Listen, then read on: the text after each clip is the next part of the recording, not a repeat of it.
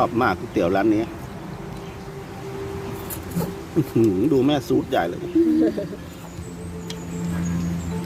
อร่อยไหมครับโอ้โห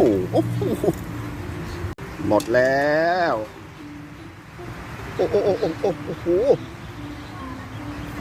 สุดยอดร้านนี้ต้องพามากินบ่อยๆขอนิ้วโป้งด้วยครับ